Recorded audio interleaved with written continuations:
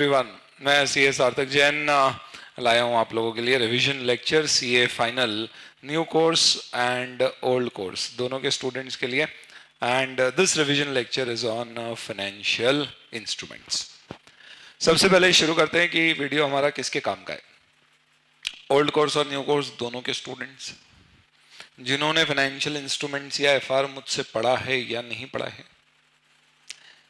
जिन्होंने financial instruments को कई बार पढ़ के बहुत अच्छे से तैयार कर लिया है, बट उनके कहीं कुछ मिसिंग लूप्स या गैप्स हैं जिन्हें वो बेहतर करना चाहते हैं, इनफैक्ट उनको कंप्लीट करना चाहते हैं, या जिन्होंने जरा भी नहीं पढ़ा है, या जिन्होंने 2 बार पढ़ा है। वो भी एक कैटेगरी है, जिन्होंने पहले गैप बनाने के लिए और बाद में गैप फिल करने के लिए पढ़ा। All set of students can watch this particular lecture. I have designed it in such a fashion that I cover right from the basic to the most typical of the concepts which are covered with respect to financial instruments. And obviously the objective is to revise, and hence what I have done is I have covered every comma and full stop as well of all the important topics of financial instruments. But what we are going to do is we are going to be a little fast. थोड़ा हम फटाफट क्या करेंगे, चीज़ों को recap करेंगे, और मैंने कोशिश की है कि इस कॉम्प्लेक्स स्टैंडर्ड को मैं सिंप्लीफाई करके आपके सामने रखूं ताकि कंसेप्चुअली ये दिमाग में हमारे बहुत अच्छे से बैठ जाए। आई वुड स्ट्रांगली रेकमेंड कि इस वीडियो को अगर आप चाहें तो डाउनलोड करके अपने पास रख लें। एंड आई एम श्योर कि 25-26 अप्रैल के बाद से आप लोग कॉन्स्टेंटली एफआर पढ़ेंगे। You can keep one of the particular days where you can see this particular lecture at ease and cover up your financial instruments chapter.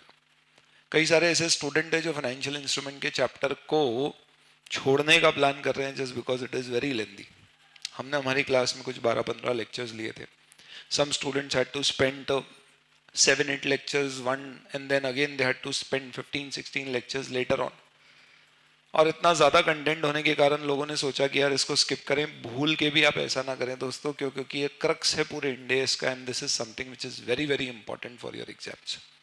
Old course में इसका 12 से 14 मार्क का वेटेज है। न्यू कोर्स में आप समझ सकते हैं कि it will have a weightage of somewhere around 15 marks. That's what we expect. It's a very very important chapter और a very very important Ind AS और very very important fundamental concept जिसके ऊपर बहुत सारे दूसरे इंडेस बेस्ड होते हैं। तो इस बैकग्राउंड के साथ दोस्तों अपन शुरू करते हैं हमारे इस रिवीजन लेक्चर को। आपको पता होगा फाइनेंशियल इंस्ट्रूमेंट्स का पूरा डिस्कशन डिवाइड होता है 3 इंडेस में। इंडेस 32 इज फाइनेंशियल इंस्ट्रूमेंट प्रेजेंटेशन, जिसमें डेफिनेशंस होती हैं। इंडेस 109 रिकॉग्निशन और मेजरमेंट में उसकी अकाउंटिंग कवर्ड है, और इंडेस 107 में उसके डिस्क्लोजर्स कवर्ड है। मैंने आप लोगों के लिए इस पूरे रिवीजन को डिवाइड किया है बिटवीन इंडेस 32, 109 एंड 107। हम जो अभी डिस्कस कर रहे हैं that is Ind AS 32। The reason for discussing 32, 109 separately is, हालांकि इन दोनों में ओवरलैप है, पर एग्जाम में जब आपको कोई कॉन्सेप्ट से रिलेटेड क्वेश्चन आएगा तो आपको करेक्ट इंडेस रेफर करना होगा। इसलिए 32 अलग और 109 अलग, 107 तो सिर्फ डिस्क्लोजर्स है। इंडेस 32 की बात करें, फाइनेंशियल इंस्ट्रूमेंट प्रेजेंटेशन, आप क्या क्या एक्सपेक्ट कर सकते हैं हमारे इस पर्टिकुलर रिवीजन लेक्चर में। सबसे पहले हम कवर करेंगे इसका स्कोप, फिर हम देखेंगे इसकी डेफिनेशंस। डेफिनेशन में financial instrument, financial asset, financial liability और इक्विटी की टर्मिनोलॉजी को अपन समझेंगे। इसके बाद में we will talk about all the other terms where a lot of students have faced problem in terms of understanding, like concept of putable financial instruments, concepts of classification of financial liability as equity, the fixed to fixed test, concept of treasury shares, concept of buyback of shares, concept of put option on our own equity shares, concept of offsetting, and accounting of interest, dividend etc on financial assets and liabilities। ये हमारे इस lecture की coverage होगी। सबसे पहले हम शुरुआत करेंगे कि इस लेक्चर में हम सबसे पहले देखेंगे फाइनेंशियल इंस्ट्रूमेंट्स की कवरेज में इंडेस कौन कौन सी चीज़ों पर एप्लीकेबल नहीं है, जिसे छोड़ के बाकी सारी चीज़ों के ऊपर हमारा डिस्कशन यहाँ पर होने वाला है। I have just created a small chart for you. This basically covers up our Ind AS 32 discussion. सबसे पहले अगर आप देखें तो I have mentioned the exclusions here. दोस्तों फाइनेंशियल इंस्ट्रूमेंट का स्कोप समझने के लिए सबसे पहली चीज आपको ये पता होगी what financial instruments are. Basically financial instrument ऐसी तरह की एसेट या लाइबिलिटी है जिसमें हमें पैसे का लेन देन करना होता है। एकदम लेमैन टर्म्स में अगर मैं कहूं तो मुझे अगर किसी से पैसे लेना है या किसी को पैसे देना है तो पैसे लेने की जो मेरी असेट है, you know what asset is? Asset is basically an economic resource which is controlled by the enterprise, which will generate future economic benefits that will flow to the enterprise. तो एक डेटर है, ये मुझे आगे जाके क्या करेगा, कैश का फ्लो देगा। इसका मतलब ये मेरी एसेट है, ये मेरे कंट्रोल में। अगर ये मेरी एसेट है तो सवाल ये है कि इस एसेट में अल्टीमेटली मुझे क्या मिलना है, कैश। और अगर मुझे इसमें कैश मिलना है तो इसका मतलब इस एसेट का नेचर क्या है, financial, hence it is a financial asset. Similarly अगर मुझे किसी को कैश देना है तो वो लाइबिलिटी का नेचर क्या है, financial, hence it is a financial liability. Sir ऐसे तो आप बोलोगे कि स्टॉक भी फाइनेंशियल एसेट होगा क्योंकि अल्टीमेटली हम स्टॉक से भी पैसे कमाने वाले हैं। जरा भी नहीं होगा। क्यों? क्योंकि स्टॉक बेच के आपको पैसे मिलेंगे, लेकिन स्टॉक अपने आप में आपको राइट नहीं देता है पैसे लेने की। यानी stock of goods will not give you a contractual right to receive cash. हाँ, आपने उसे क्रेडिट पर बेचा तो debtor will give you a contractual right to receive cash. इसलिए ध्यान रखिएगा कि फाइनेंशियल इंस्ट्रूमेंट्स यानी फाइनेंशियल एसेट्स में सिर्फ वही एसेट्स आएंगे where there is a contract involved. तो एक कॉन्ट्रैक्ट के अंतर्गत अगर आपको किसी से कैश लेना है या किसी को कैश देना है तो वो फाइनेंशियल एसेट या फाइनेंशियल लाइबिलिटी है लेमेन टर्म्स। लेकिन इसके साथ एक और चीज को फाइनेंशियल एसेट लाइबिलिटी में कवर, इनफैक्ट फाइनेंशियल इंस्ट्रूमेंट्स की परिभाषा में कवर किया जाएगा। अगर आपके पास किसी और की इक्विटी शेयर्स रखे हुए तो आपके लिए वो इक्विटी शेयर्स का इन्वेस्टमेंट एक फाइनेंशियल इंस्ट्रूमेंट, फाइनेंशियल एसेट है। लेकिन जिस कंपनी के इक्विटी शेयर्स आपके पास रखे हुए हैं उसके लिए वो फाइनेंशियल लाइबिलिटी नहीं है, ऑब्वियसली उसके लिए वो इक्विटी इंस्ट्रूमेंट है। तो आई कैन सिंपली से technically financial instrument is a contract that gives right to obtain a financial asset for one party and it is a financial liability or equity instrument for another party. इसका मतलब मेरी books में अगर मुझे cash या किसी और के इक्विटी शेयर्स मेरे पास हैं या किसी से कैश लेना है, इनफैक्ट आई शुड रिपीट, अगर मुझे किसी से कैश लेना है या मेरे पास किसी के इक्विटी शेयर्स हैं तो वो मेरी फाइनेंशियल एसेट है। सिमिलरली अगर आपको किसी को कैश देना है तो वो आपकी फाइनेंशियल लाइबिलिटी है। आपने अपने इक्विटी शेयर्स किसी को इशू किए हैं तो वो आपका इक्विटी इंस्ट्रूमेंट है। These are certain terminologies which we will have to discuss, but उससे पहले आपको एक चीज समझ में आ जाना चाहिए कि जब आप एक बैलेंस शीट को देखते हो ना दोस्तों, तो देखो इस बैलेंस शीट में क्या होता है। फंडामेंटल समझना, इंडेस का लॉजिक क्या है, किस तरह से बनाएंगे। अगर आप शेड्यूल 3 डिवीजन 2 की बैलेंस शीट देखोगे तो उस बैलेंस शीट में आपको असेट साइड में you will find that you have assets like tangible assets, intangible assets, investment property, biological assets, tangibles under development, intangibles under development. Then you have your financial instruments, tax assets. फिर current assets में आपकी inventory, trade receivables और similar other financial assets होती। And then you have advances, tax assets again can be there. ये सब अगर आप देखोगे तो आपकी बैलेंस शीट में इस तरह के अलग अलग असेट्स आते हैं। अब एक बेसिक सी चीज समझना, क्या डेटर के वैल्यूएशन के सिद्धांत, इन्वेंटरी के वैल्यूएशन के सिद्धांत या इन्वेस्टमेंट इन रियल एस्टेट या फिक्स असेट पीपी के वैल्यूएशन के सिद्धांत जैसे होंगे? क्या नहीं होंगे।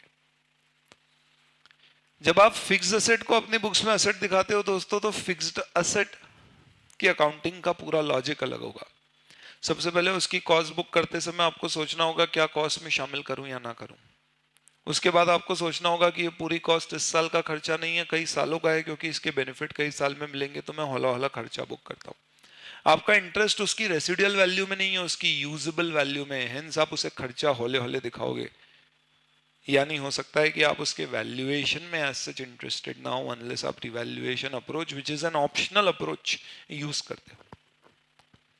वहीं अगर मैं इन्वेंटरी पे जाऊंगा तो इन्वेंटरी की कॉस्ट में क्या क्या चीजें आएंगी, ये डिस्कशन करने के बाद मुझे सोचना होगा कि यार इन्वेंट्री तो बहुत मास वॉल्यूम्स में डील होती है, तो उसके लिए मुझे कोई एक फॉर्मूला कॉस्ट निकालने के लिए यूज करना होगा, और ईयर एंड पर वैल्यूएशन में कंजर्वेटिज्म से करूंगा कि भाई जब बिक जाए तब प्रॉफिट बुक हो, बिकने से पहले प्रॉफिट बुक ना हो, इसलिए मैं उसे कॉस्ट पे ही कैरी करूं अनलेस उसकी मार्केट वैल्यू गिर गई है और लॉस है तो लॉस बुक कर दूं।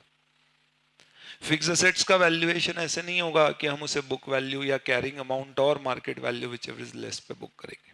हाँ, जरूरत पड़ी तो इम्पेयरमेंट लॉस बुक करेंगे। लेकिन अगर आपने अपनी बुक्स में किसी पर्टिकुलर कंपनी के शेयर्स खरीदे हैं, या आपकी बुक्स में कोई डेटर आ रहा है, या आपने किसी को लोन दिया है, इनके वैल्यूएशन के सिद्धांत फिक्स एसेट इन्वेंटरी के वैल्यूएशन के सिद्धांत से मैच नहीं करेंगे। इनफैक्ट इनमें वो कॉम्प्लिकेशन ही नहीं है। क्यों? क्योंकि प्रैक्टिकली अगर आपको किसी से कैश लेना है तो उसका वैल्यूएशन करने में कोई इशू ही नहीं है। उसमें तो सिर्फ recoverability of the amount assess करना इंपॉर्टेंट है, बाकी आपको एज सच देखा जाए तो उसका वैल्यूएशन करने की कोई जरूरत नहीं। तो इंडेस ने बहुत ही लॉजिकली क्या किया, इंडेस ने बोला कि अगर आपकी असेट किसी से पैसे लेना या किसी और के इक्विटी शेयर्स की जैसी है, ऐसी असेट्स की अकाउंटिंग चलो डाल देते फाइनेंशियल इंस्ट्रूमेंट में। फिक्स एसेट पीपीई की अकाउंटिंग डाल देते हैं अपन पीपीई के इंडेस 16 में। इंटेंजिबल एसेट्स में थोड़ा सा हेर फेर होगा, खास तौर पे डेप्रिसिएशन की जगह जो अमोर्टाइजेशन के प्रिंसिपल्स होंगे उससे रिलेटेड, तो उसके प्रिंसिपल्स डाल देते हैं चलो इंडेस 38 में। इन्वेंट्री का वैल्यूएशन का सिद्धांत अलग होगा तो उसके प्रिंसिपल डाल देते हैं इंडेस 2 में। यानी आपको एक चीज समझ में आ गई कि what we are discussing is basically one category of asset, similarly one category of liability which will have valuation principles which will be different from other category of assets and liabilities. This is basically the scope of financial instrument standard. तो financial instrument के standard में financial asset और liability की थोड़ी सी definition समझने के बाद अब अगर अपन इस चार्ट को देखते हैं, तो सबसे पहले मैं आपको ये बता देता हूं कि इस पर्टिकुलर इंडेस में क्या कवर्ड नहीं होता है। First, if you see, if you have made an investment in subsidiary, JV और एसोसिएट, इस इन्वेस्टमेंट की अकाउंटिंग, क्योंकि ये इन्वेस्टमेंट शेयर्स में हो सकता है, इसकी अकाउंटिंग भी एक तरह से फाइनेंशियल एसेट की अकाउंटिंग जैसा होगा। क्यों? क्योंकि अभी हमने बात करी कि हमारे पास अगर किसी और के इक्विटी शेयर्स रखे तो दैट्स अ फाइनेंशियल एसेट। तो सब्सिडरी के भी इक्विटी शेयर्स खरीदे होंगे तभी उसका कंट्रोल मेरे पास आया होगा, तो वो मेरी फाइनेंशियल एसेट हुई, तो उसकी अकाउंटिंग भी इस इंडेस में कवर होगी। बट हमें बताया कि सब्सिडरी, जेवी, एसोसिएट के साथ हम कंसोलिडेट करते हैं, और क्योंकि आप इनके साथ कंसोलिडेट कर रहे हो और कंसोलिडेशन की अकाउंटिंग सेपरेटली कवर्ड है, दैट इज व्हाई सब्सिडरी के साथ कंसोलिडेशन इंडेस 110 में और जॉइंट वेंचर एसोसिएट्स के साथ कंसोलिडेशन इंडेस 28 में कवर होता है। That means consolidated financial statements में अगर हम देखें तो इनकी accounting is covered under Ind AS 110 and Ind AS 28। पर सर ये तो कंसोलिडेशन की बात हुई, सेपरेट फाइनेंशियल स्टेटमेंट भी तो भारत में कंपलसरीली बनते हैं due to the requirement of companies act. अब सर सेपरेट फाइनेंशियल स्टेटमेंट में तो investment in shares of subsidiary as a investment under investment दिखेगा, वहां तो कंसोलिडेशन नहीं होगा, तो फिर उस इन्वेस्टमेंट की अकाउंटिंग कैसे की जाएगी? क्या उस इन्वेस्टमेंट की accounting as a financial instrument under Ind AS 32, 109, 107 की जाएगी क्या? The answer is no. Separate financial statement में किस तरह से अकाउंटिंग की जाएगी सब्सिडरी, जेवी, एसोसिएट्स के इन्वेस्टमेंट की, that is given under Ind AS 27, जिसका नाम ही है separate financial statements. Separate financial statement का मतलब क्या होता है?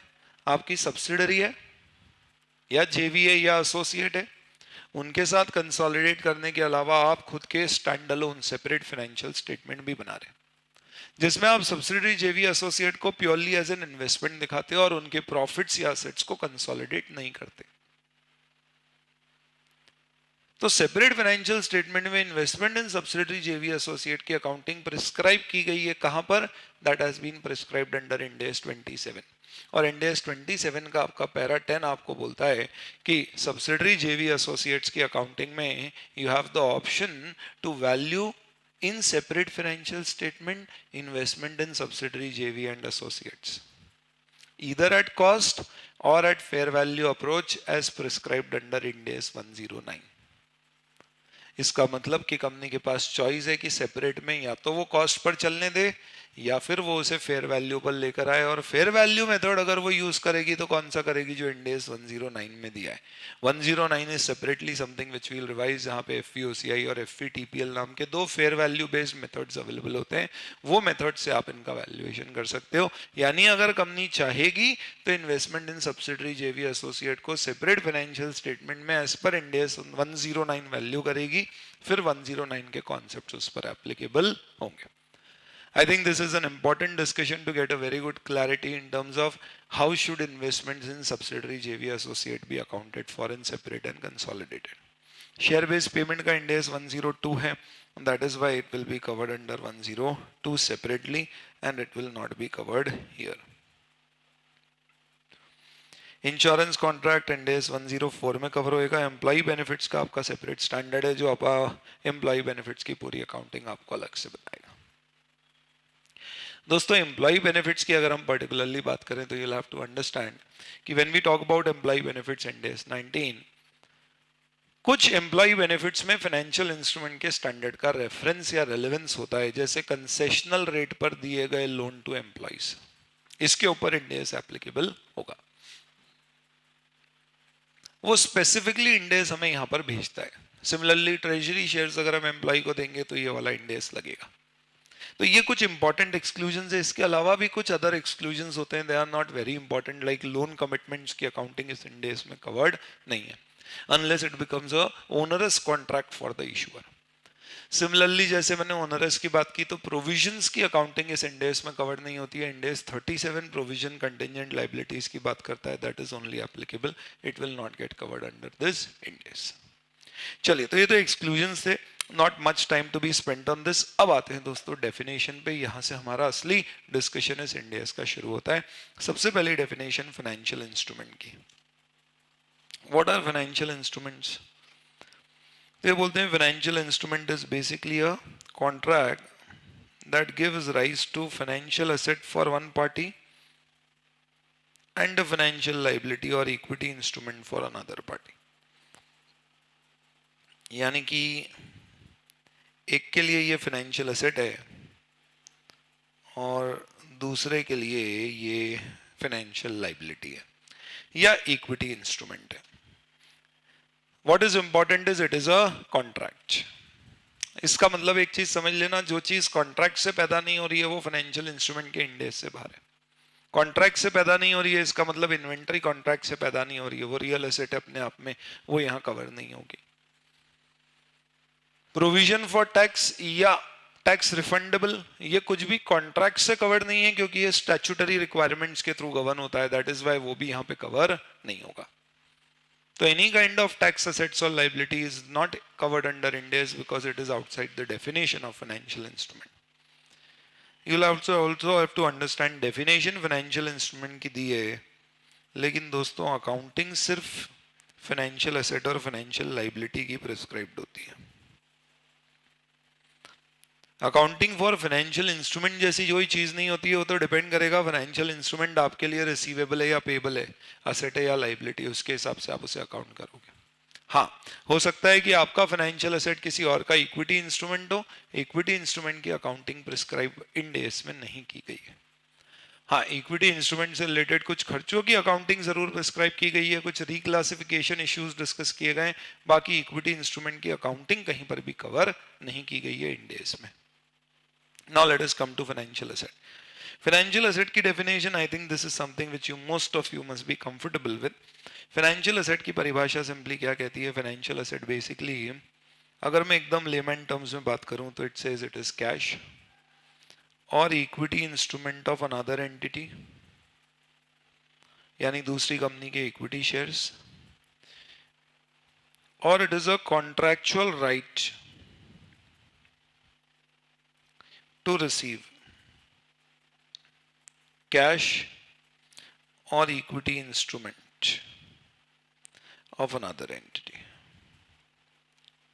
इसका मतलब कैश इन हैंड तो 100% आपकी फाइनेंशियल एसेट है।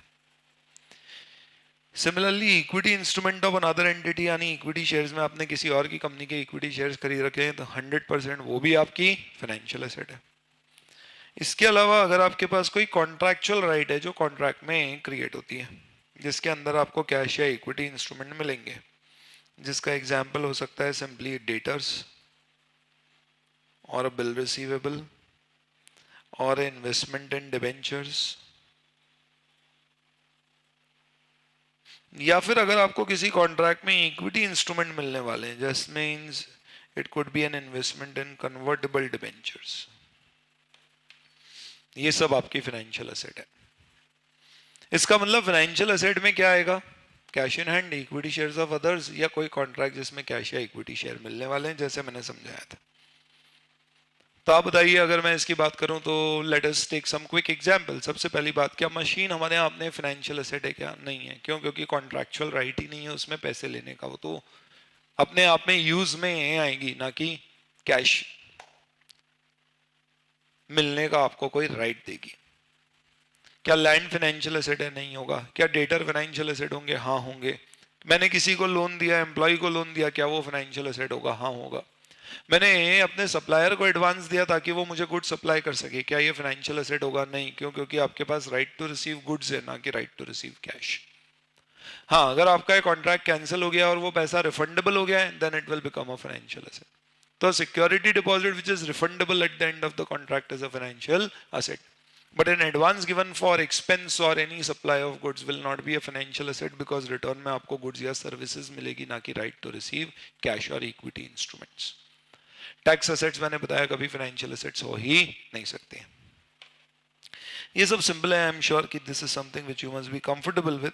The reason I am spending time on this is because इसके बेसिस पे हमारे आगे के कॉन्सेप्ट्स कवर होंगे। फाइनेंशियल लाइबिलिटी क्या है? अब कैश तो फाइनेंशियल लाइबिलिटी होगी नहीं, इक्विटी इंस्ट्रूमेंट आपके खुद के हैं तो वो फाइनेंशियल लाइबिलिटी नहीं है। तो यहाँ पे हमारी डेफिनेशन शुरू ही कहाँ से होगी? सीधे, it's a contractual obligation, obligation to pay. Pay what? Cash और अदर फाइनेंशियल एसेट। इन दोनों डेफिनेशन में अगर हम देखें तो इसमें कुछ डेरिवेटिव का पोर्शन भी ऐड होता है, जिसमें कहा जाता है कि a contract which involves exchange of financial assets under financial assets and liabilities under conditions that are potentially favorable। जैसे आपने किसी से शर्त लगाई और आपको लगता है कि आप वो शर्त जीत जाओगे, तो इसका मतलब there would be an exchange of cash, और ये आपके लिए फेवरेबल है क्योंकि आप कमाने वाले हो। इसका मतलब ये आपके लिए क्या है? फाइनेंशियल एसेट है।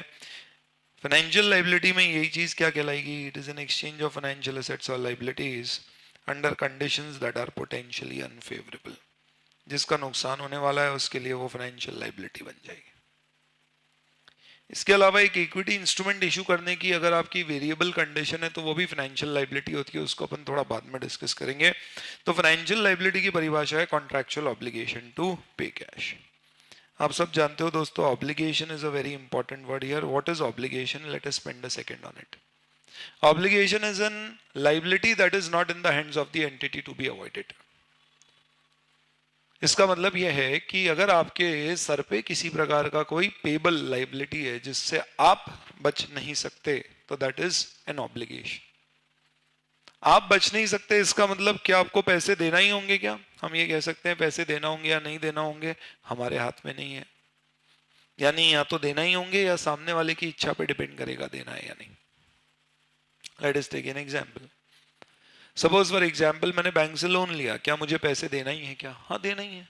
भले ही आपका सरनेम मोदी या मालिया हो, इससे फर्क नहीं पड़ता, देना तो है, ऑब्लिगेशन तो है, आप देते हो या नहीं अलग बात।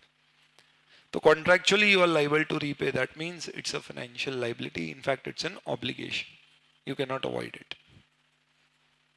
हाँ, आपने एम्प्लॉय को बोला बढ़िया काम करेगा ना तो बोनस दूंगा, देखते हैं कितना अच्छा काम किया उसके हिसाब से बोनस दूंगा। प्रैक्टिकली स्पीकिंग यहाँ पे ऑब्लिगेशन आपके ऊपर अभी नहीं है। क्यों? क्योंकि ये म्यूचुअल टर्म्स पे डिपेंड करेगा कि क्या हम वाकई कोई बोनस देना चाहते हैं या नहीं। लेकिन वही पेमेंट ऑफ बोनस एक्ट के अंतर्गत मुझे कुछ मैंडेटरी बोनस देना है तो then there is an obligation, आप बच नहीं सकते उससे। हाँ, हालांकि वो कॉन्ट्रैक्चुअल ऑब्लिगेशन नहीं है इसलिए वो इस इंडेस में कवर नहीं होगा, but it is an obligation. तो अगर आपके ऊपर ऑब्लिगेशन है कैश देने का, यानी आप बच नहीं सकते उससे, तो वो आपके लिए फाइनेंशियल लाइबिलिटी होगा। अब सपोज समझिए फॉर एग्जांपल मेरे ऊपर ऑब्लिगेशन है, लेकिन मेरे ऊपर ऑब्लिगेशन कैश देने का नहीं है, मेरे ऊपर ऑब्लिगेशन अपने इक्विटी इंस्ट्रूमेंट्स देने का है। क्या वो फाइनेंशियल लायबिलिटी है? नहीं है। अगर किसी कंपनी को अपने खुद के equity instrument for a fix consideration and fix number, इस लाइन के बारे में बाद में डिस्कशन करेंगे। तो अभी मैं सिर्फ इतना बोलता हूं कि अगर किसी कंपनी को अपने इक्विटी इंस्ट्रूमेंट इशू करना है तो वो फाइनेंशियल लायबिलिटी नहीं है। कैश इशू करना पड़ेगी तो वो फाइनेंशियल लायबिलिटी होगी। इसका मतलब बहुत सिंपल हो गया कि if I talk about say company has issued debentures and these are redeemable debentures, तो ऑब्वियस सी बात है रिडीमेबल डिबेंचर आपकी फाइनेंशियल लायबिलिटी है, contractual liability to pay cash. They are convertible only debentures. Is there a contractual obligation to pay cash? No, sir.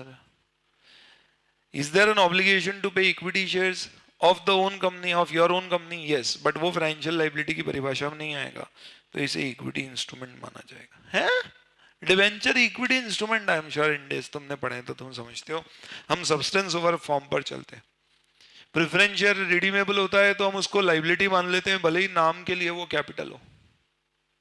Debenture convertible है, redeemable नहीं है, तो हम उसको इक्विटी इंस्ट्रूमेंट मान लेंगे, भले ही नेचर उस डिवेंचर का लाइबिलिटी जैसा लीगली हो। इसका मतलब क्लियर है कि अगर आगे जाके इक्विटी इंस्ट्रूमेंट ही देना है तो फिर वो इक्विटी इंस्ट्रूमेंट आज से ही क्लासिफाई होगा। ऐसे भी लॉजिकली क्या फायदा, आज लाइबिलिटी दिखाओगे बाद में उसे इक्विटी शेयर कैपिटल में ही कन्वर्ट करना है, आज से इक्विटी शेयर कैपिटल दिखाओ। सर इस पे जो ब्याज दे रहे हैं वो क्या? हाँ वो लाइबिलिटी होगी, पर इसका मतलब तो ये हुआ कि ब्याज लाइबिलिटी है और प्रिंसिपल का जो रीपेमेंट हमें कन्वर्जन के थ्रू करना है वो हमारे लिए इक्विटी इंस्ट्रूमेंट है। तो ये तो एक ही इंस्ट्रूमेंट में लाइबिलिटी और इक्विटी दोनों हो गई, यानी ये तो एक मिक्सचर हो गया। इसी मिक्सचर को बोलते हैं कंपाउंड फाइनेंशियल इंस्ट्रूमेंट, जिसको अपन बाद में डिस्कस करेंगे। मजेदार बात आती है जब हमारे इशूड डिबेंचर्स आर रिडीमेबल और कन्वर्टेबल। अब सवाल यह है कि आप चाहो तो रिडीम करा लो, चाहो तो कन्वर्ट करा लो, तो मुद्दे की बात क्या है? ऑप्शन किसके पास है? If the option is with the holder, यानी यूं समझ लो ये ऐसा हो गया कि मैंने एक डिबेंचर इशू किया है जो रिडीमेबल है आफ्टर 5 इयर्स, लेकिन मैंने डिबेंचर होल्डर को एक तरह से क्या किया है, company has return a call option wherein the debenture holder has the right to call equity shares instead of calling back his own money। तो वो इक्विटी शेयर्स कॉल कर सकता है, और अगर वो इक्विटी शेयर्स कॉल करेगा तो ऑब्वियस सी बात है इसका मतलब क्या होगा कि उसको कैश नहीं मिलेगी, शेयर्स मिलेंगे। अब आप बताओ क्या इसमें कंपनी के ऊपर ऑब्लिगेशन है? हाँ है, because company can not avoid issuance of cash. Obligation is something which you can not avoid. क्या कैश देने से आप बच सकते हो? नहीं। ये किस पे डिपेंडेंट है? होल्डर के हाथ में कि वो कैश चाहता है या इक्विटी शेयर्स। इसका मतलब प्रैक्टिकली ही has the right to call cash और equity share, hence you can not avoid the obligation. इसके लिए ये आपके लिए contractual obligation to pay cash है। इसका मतलब इसका classification as a financial liability होगा। भले ही फिर आपको लगता है होल्डर का इंटेंशन है कि वो इसमें शेयर्स लेगा ना कि cash. Intention is not important, क्योंकि शब्द ये बोला गया है contractual obligation to pay cash. अगर बोलते contractual obligation that is probable, यानी प्रोबेबल का मतलब जिसके चांसेस ज्यादा है पे करने के, तो फिर मैं बोलता कि अगर होल्डर का इंटेंशन इक्विटी शेयर लेने का है तो इसे इक्विटी मानो, कैश लेने का है तो फिर लायबिलिटी मानो, पर प्रोबेबल शब्द यूज नहीं किया गया। इसका मतलब आज ही इसे फाइनेंशियल लायबिलिटी मानेंगे। हाँ, आखिरी में अगर उसने इक्विटी शेयर्स डिमांड किए इंस्टेड ऑफ कैश तो फिर रिक्लासिफिकेशन अकाउंटिंग होगी और फाइनेंशियल लायबिलिटी को इक्विटी इंस्ट्रूमेंट कैरिंग अमाउंट पे ट्रांसफर कर दिया जाएगा। इंटरेस्टिंग सवाल उठता है, हालांकि इसके चांसेस कम होते हैं, when the option is with the issuer. Company के पास ऑप्शन है, कंपनी चाहे तो कैश इशू करे, कंपनी चाहे तो शेयर्स इशू करे। ऐसे केस में usually it will B N equity instrument, क्योंकि कंपनी के ऊपर contractual obligation to pay cash नहीं है। कैसे नहीं है दोस्तों समझो, कंपनी तो अवॉइड कर सकती है कैश देना, कैसे? इक्विटी शेयर्स देके। पर सर कंपनी अगर चाहती है कि नहीं मैं तो कैश ही दूंगी और इक्विटी शेयर्स नहीं दूंगी, चाहती है, इसका मतलब आप ऑब्लिगेशन अपने ऊपर से बचा सकते हो कैश देने की, बट आपकी इच्छा है, आप चाहो तो बचाओ, ना चाहो तो ना बचाओ, इसका मतलब आपके ऊपर ऑब्लिगेशन है ही नहीं। अगर ऑब्लिगेशन है ही नहीं तो इसका मतलब ये फाइनेंशियल लाइबिलिटी नहीं है। हाँ, कभी ऐसा हो कि शेयर्स इशू करने का और कैश देने का दोनों ऑप्शन है, और हमें लगता है शेयर इशू करने का जो हमारे लिए ऑप्शन है that is very much out of the money, that means उसमें हमारा बहुत ज्यादा नुकसान हो जाएगा, कंपनी के लिए बेहतर कैश इशू करना ही होगा। सिर्फ दिखाने के लिए हमने शेयर इशू करने का ऑप्शन दे रखा है, सब्सटेंस ओवर फॉर्म में मैं बोल सकता हूं कि अल्टीमेटली कैश ही देना होगी financial liability. But if the question is silent I will assume it is an equity instrument.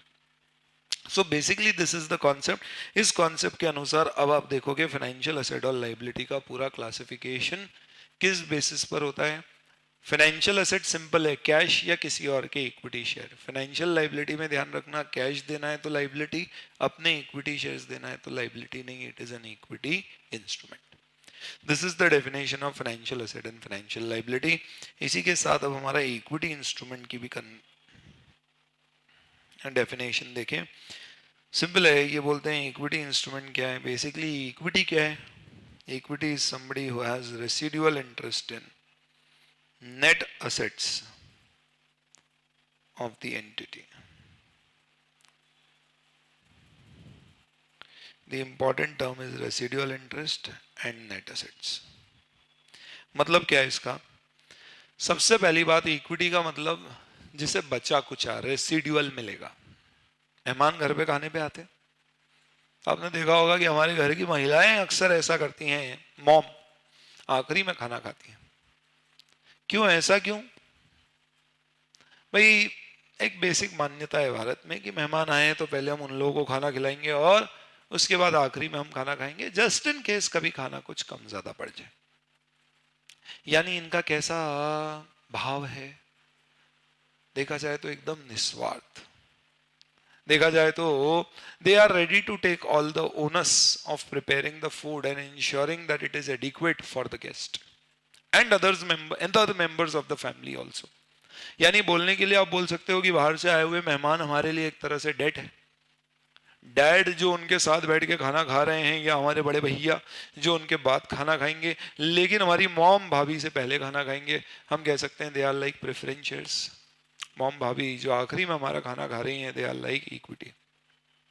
मुद्दे की बात यह है, इक्विटी वो लोग हैं जिनके पास रेसिड्यू जो बचेगा सिर्फ उसमें हक होता है, वो भी नेट असेट्स। नेट असेट्स का मतलब क्या हुआ? Asset minus liability. यानी पहले असेट्स आप किसको दोगे? लाइबिलिटी को।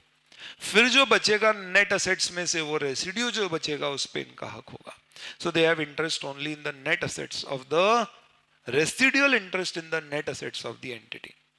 यानी प्रैक्टिकली स्पीकिंग, अगर किसी के पास राइट है पैसे मांगने का, एक रिटर्न मांगने का, एक फिक्स्ड इनकम डिमांड करने का या रीपेमेंट डिमांड करने का, तो फिर वो अपने आप में इक्विटी इंस्ट्रूमेंट नहीं है। इसीलिए दोस्तों इंडेस में रिडीमेबल प्रेफरेंस शेयर कैपिटल को, यानी बाबूजी बड़े भैया को लाइबिलिटी माना जाएगा।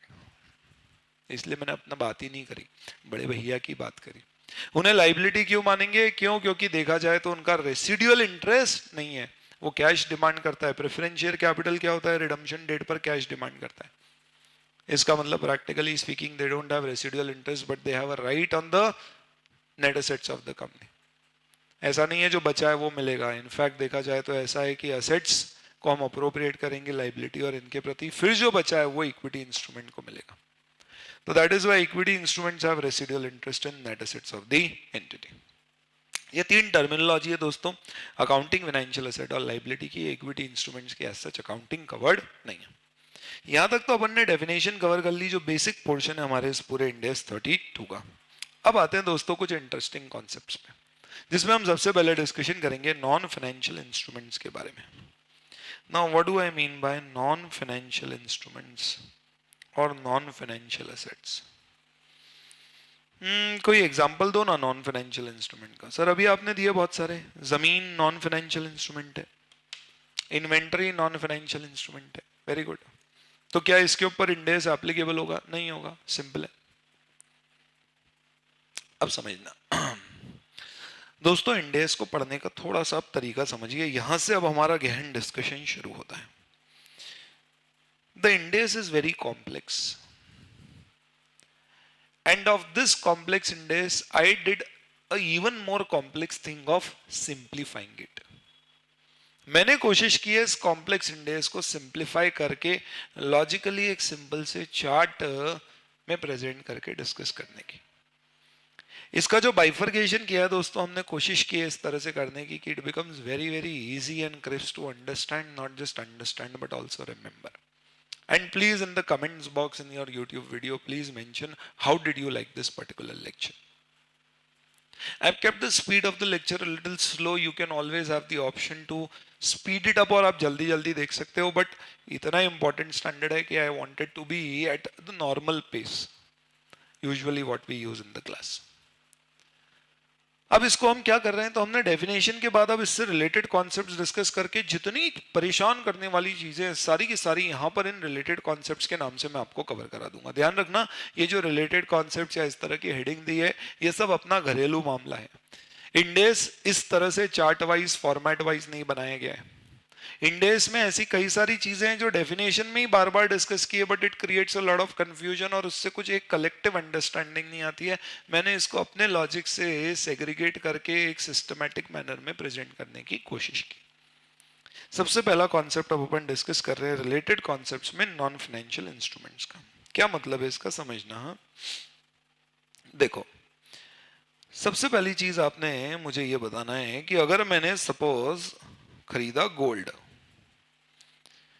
if I have purchased gold,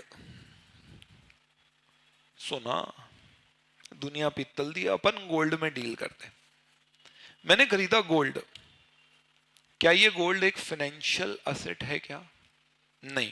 there is no contractual right to receive cash. मैं जब बेचूंगा तो डेटर फाइनेंशियल असेट बनेगा. गोल्ड अपने आप में फाइनेंशियल असेट नहीं है. तो अगर मैंने गोल्ड परचेज करके अपने पास रखा है तो it is not a financial asset. मेरी एसेट गोल्ड है, ना कि कैश. बिकने पर ये कैश में कन्वर्ट होगी.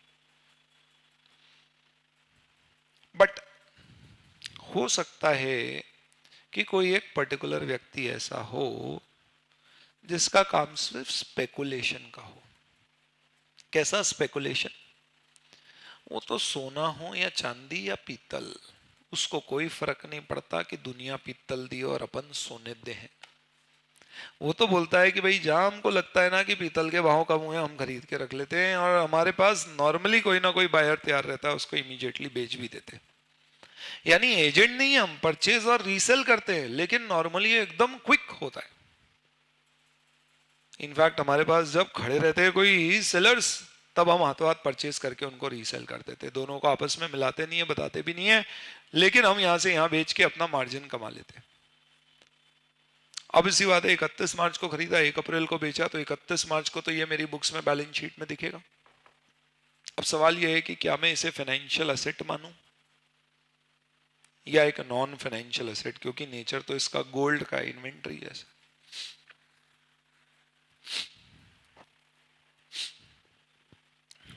इंडेक्स कहता है कि सही मायने में अगर देखा जाए तो आपके लिए गोल्ड असेट नहीं है. आपके लिए सिर्फ रिसीवेबल और पेबल का जो डिफरेंस है वो आपका असेट है. In fact the asset for you is actually not gold, it is the contract in which you are purchasing and then you will be reselling, and the difference which is going to be favorable for you which will become your financial asset. Hence ऐसी cases में हम आपको permission देंगे कि आप इसे क्या मान सकते हो. You can treat this as what? You can treat it as a financial asset. क्यों? क्योंकि आपका इंटेंशन गोल्ड को रखकर आगे बेचना नहीं है, रादर इसे नेट में सेटल करना है. नेट सेटलमेंट का मतलब क्या हुआ? खरीद के बेचा, या यूं समझ लो कि खरीदा और एक्चुअल में उसको डिलीवरी लेने की बजाय सिंपल कैश का प्राइस का डिफरेंस दे दिया. इसका क्या मतलब है? Late us understand. Non financial assets और नॉन फाइनेंशियल इंस्ट्रूमेंट्स का डिस्कशन इंडेक्स 32 दो पार्ट में करता है. ऐसे कॉन्ट्रैक्ट जहां पे आपके पास नेट सेटलमेंट ऑप्शन है और जहां नेट सेटलमेंट ऑप्शन नहीं है. जहां नेट सेटलमेंट ऑप्शन नहीं है वो तो डेफिनेटली फाइनेंशियल इंस्ट्रूमेंट नहीं है. इंटरेस्टिंग बात सिर्फ वहां आएगी जहां नेट सेटलमेंट ऑप्शन है. What is net settlement option? Net settlement option का मतलब है कि मैं डिलीवरी ही ना लूं और उसको कैश में सेटल कर दूं. ऐसा नॉर्मली पंटर्स स्पेकुलेटर्स करेंगे। यानी यूं समझ लो कि मैंने suppose for example commodity market में गोल्ड खरीदा। मुझे एक बात बताओ, MCX, NCDX, ये सब कमोडिटी मार्केट में कोई गोल्ड, सिल्वर, कॉपर, आलू, जीरा कुछ भी खरीदता है तो क्या उसका इंटेंशन उसकी डिलीवरी लेना होता है क्या? नहीं। हमने कमोडिटी मार्केट में बोला कि यार अपन एक काम करते हैं, कमोडिटी मार्केट में क्रूड ऑयल खरीद के रख लेते हैं, अपने को लग रहा है आगे कीमत बढ़ने वाली है, तो अपन ने कमोडिटी मार्केट में क्रूड ऑयल खरीद के रख लिया। हमने बोला घर पे ही क्या करेंगे, बढ़िया छान लेंगे, उसमें पेट्रोल डीजल अलग कर लेंगे, घर में दोनों तरह की गाड़ियां हैं, सब में यूज आएगा, थोड़ा ग्लीसरीन भी काम आ जाएगा, थोड़ा केरोसिन भी काम आ जाएगा। तो क्या आप जाकर कमोडिटी मार्केट में क्रूड ऑयल परचेज करोगे और आज कमोडिटी मार्केट में आपने एक महीने बाद क्रूड ऑयल परचेज करने का कॉन्ट्रैक्ट किया, तो क्या एक महीने बाद आपके पास होम डिलीवरी में क्रूड ऑयल आएगा? नहीं। आज आपने कॉन्ट्रैक्ट किया है क्रूड ऑयल परचेज करने का। सपोज फॉर एग्जांपल आपने ये कॉन्ट्रैक्ट किया 100 रुपए पे कि हम एक महीने बाद 100 रुपए देके इससे 1 लीटर क्रूड ऑयल परचेज करेंगे। दोस्तों होगा क्या? तो हमने बोला 100 रुपए देके, I am just taking one example, 100 रुपए देके अगर सपोज मैं 1 यूनिट का क्रूड ऑयल परचेज करूंगा तो होगा क्या, एक महीने बाद अगर क्रूड ऑयल की प्राइस 110 रुपए हो गई तो मैं क्या करूंगा, मैं बोलूंगा ये ले 100 रुपए, ला 1 लीटर। मैंने 100 दिए, उसने 1 लीटर दिया, मुझे तो क्रूड ऑयल चाहिए नहीं है, कोई घर पे तो रिफाइन होगा नहीं, मैं हाथों हाथ किसी और को इसे बेच दूंगा, और जिसे बेचूंगा कितने में बेचूंगा, 110 में, वहां से आएंगे 110 रुपए।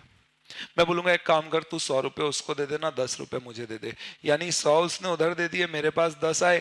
और इसी तरह से मैंने उससे क्रूड ऑयल लेने की बजाय उसे बोला तू डायरेक्टली उसको तीसरे पार्टी को डिलीवर कर दे, यानी ना क्रूड आया ना क्रूड गया, बस मेरे पास नेट 100 रुपए देना थे, 110 लेना थे, 100 इधर दिलवा के 10 मैंने ले लिए, मेरा नेट 10 का फायदा हो गया। एक्चुअल में कोई तीसरी पार्टी है नहीं, है तो सिर्फ एक सोच है, आर्बिटरी पार्टी है, मैंने जिससे कॉन्ट्रैक्ट किया था उसी से 10 में नेट सेटलमेंट कर लिया। तो प्रैक्टिकली स्पीकिंग आपका कॉन्ट्रैक्ट था क्रूड ऑयल परचेज करने का, लेकिन आपने इस कॉन्ट्रैक्ट में ऑयल परचेज नहीं किया, आपने इस कॉन्ट्रैक्ट में क्या किया, सिर्फ नेट में सेटल कर दिया, क्योंकि आपके पास ऑप्शन था। इस कॉन्ट्रैक्ट को फाइनेंशियल इंस्ट्रूमेंट माना जाएगा। इंडेस 2 का अगर आपने रिवीजन लेक्चर देखा होगा तो मैंने बताया था इंडेस 2 में कमोडिटी ब्रोकर्स जो कमोडिटी में क्विक ट्रेडिंग करते हैं उनके ऊपर as such Ind AS 2 applicable limited form में ही होता है, सिर्फ फेयर वैल्यू अकाउंटिंग के प्रोविजंस उसके ऊपर एप्लीकेबल होते हैं, which are covered under Ind AS 32,109। तो नेट सेटलमेंट ऑप्शन दोस्तों बहुत ध्यान से समझना, this is one very important concept. Net settlement option अगर आपके पास कॉन्ट्रैक्ट में है, यानी डिलीवरी लेने देने का नहीं, कैश में सेटल कर लेने का, तो फिर वो अपने आप में एक फाइनेंशियल इंस्ट्रूमेंट हो सकता है। पर ये जो एग्जाम्पल था गोल्ड का, कमोडिटी मार्केट का, इस एग्जाम्पल में तो नेट कैश में सेटल हुआ, पर इससे पहले आपने एग्जाम्पल लिया था सर, उसमें आपने बोला था कि गोल्ड, सिल्वर, पीतल जो मिलता है अपन उसे खरीद लेते हैं और आगे उसे बेच देते हैं, तो वहां तो डिलीवरी ले रहे हैं और आगे डिलीवरी दे रहे हैं। जबकि कमोडिटी मार्केट में ना मैंने डिलीवरी ली ना मैंने डिलीवरी दी, आपस में सब नेट सेटल हो गया, मैंने तो सिर्फ नेट में कैश ली। सब्सटेंस में एक बात बताओ, क्या फर्क पड़ता है क्या दोस्त कि कमोडिटी मार्केट में मैंने 100 रुपए देके 1 लीटर खरीदा और फिर उसे अपने दूसरे हाथ को देके किसी और को हाथों हाथ बेचा, या दोनों को बोला तुम आपस में ही सेटल कर लो, वो आपस में सेटल कर लें या मैं लेके दूं, सब्सटेंस में तो एक ही बात है, सिर्फ दिखाने का फर्क है और कुछ भी नहीं है। इट इज लाइक मैंने गाड़ी खरीदी और खरीदने के लिए बैंक से लोन लिया, बैंक मुझे पैसा दे, मैं कार डीलर को दूं या सीधे बैंक कार डीलर को दे, सब्सटेंस में तो एक ही बात है। इसका मतलब इंडियस ने कहा कि नेट सेटलमेंट ऑप्शन 4 सिचुएशंस अगर मौजूद हैं, इनफैक्ट 4 में से कोई भी सिचुएशन मौजूद है तो माना जाएगा कि आपके कॉन्ट्रैक्ट में नेट सेटलमेंट ऑप्शन है। What are these 4 situations which if existing will treat that there is a net or we will say that the contract has a net settlement option. First condition obviously is that there is a net settlement option, which ultimately means कि without delivery हम net में settle कर सकते हैं. दूसरा, we have a past history of selling in net. यानी contract में option है नहीं है, पर हमको मालूम है कि सेटलमेंट सारे नेट में ही होते हैं. जैसे कमोडिटी मार्केट में सही मायने में आप चाहो तो डिलीवरी ले सकते हो, बट वो बात अलग है कि 90% से ज़्यादा ट्रांजैक्शन कमोडिटी मार्केट में नेट सेटलमेंट में होते हैं. हेंस वो इसका एक एग्जाम्पल बन गया, past history of net settlement.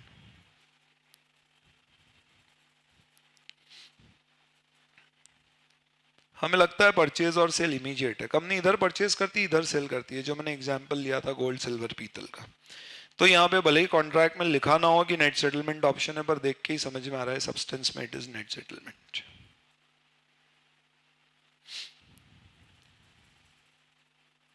And the last is asset is readily convertible to cash.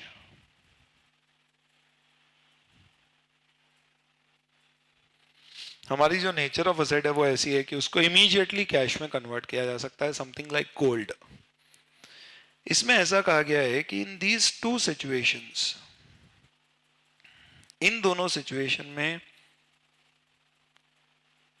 हम कॉन्ट्रैक्ट को फाइनेंशियल इंस्ट्रूमेंट मानेंगे और इंड AS 32(109) में अकाउंट फॉर करेंगे. इंटरेस्टिंग मुद्दा इन दो सिचुएशंस में आएगा.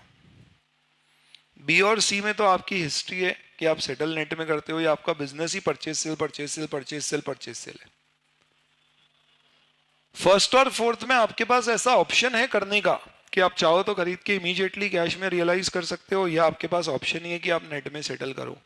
बट ऑप्शन का होना और मेरा इंटेंशन उसे नेट में सेटल करना, दोनों अलग अलग बातें. यहां इंटेंशन बेस्ड क्लासिफिकेशन. यहां पे इंड AS कहता है कि if the entity has under return, अगर एंटिटी ने एक, I hope you will know these terminologies, put और कॉल ऑप्शन. अगर एंटिटी ने एक पुट या कॉल ऑप्शन अंडरराइट कर रखा है,